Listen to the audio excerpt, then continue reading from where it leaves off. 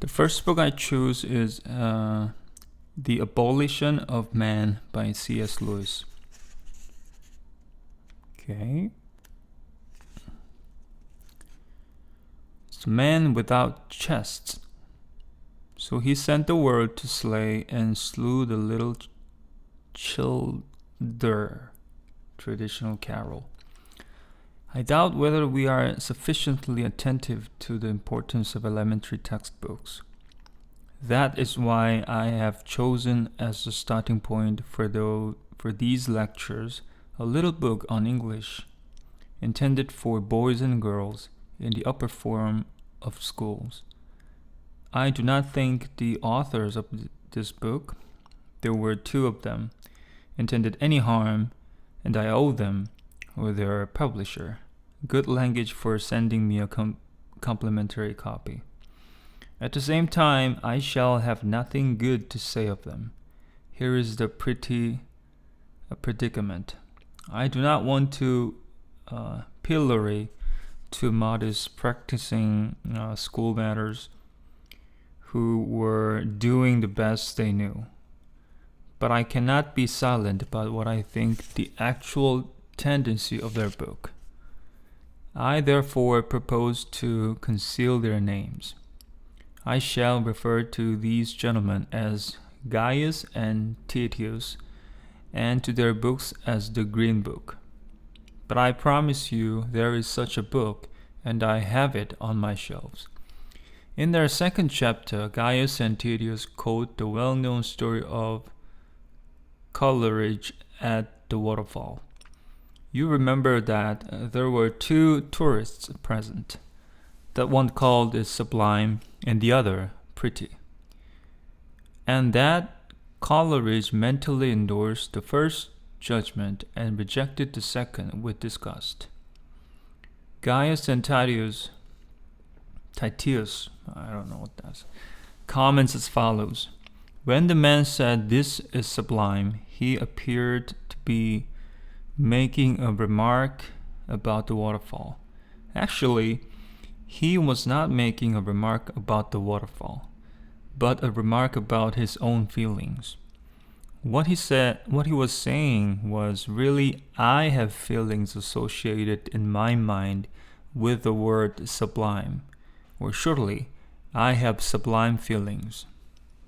Here are a good many deep questions settled in a pretty summary fashion. But the authors are not yet finished. They said, this confusion is continuously present in languages as we use it. We appear to be saying something very important about something, and actually we are only saying something about our own feelings.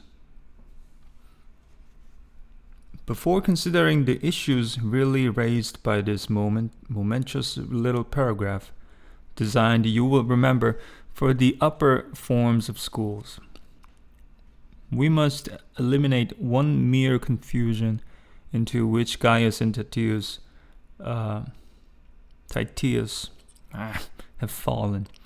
Even on their own view, on any conceivable view, the man who says, this is sublime, cannot mean I have sublime feelings.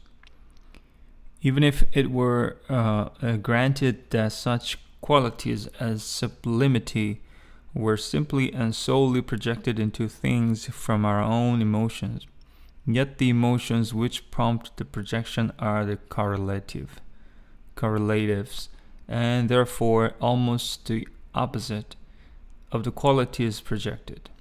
The feelings which make man call an object sublime are not sublime feelings, but feelings of veneration. If this is sublime is to be reduced at all to a statement about the speaker's feelings, the proper translation would be, I have humble feelings. If the view held by Gaius and Titius were consistently applied, it would lead to obvious absurdities.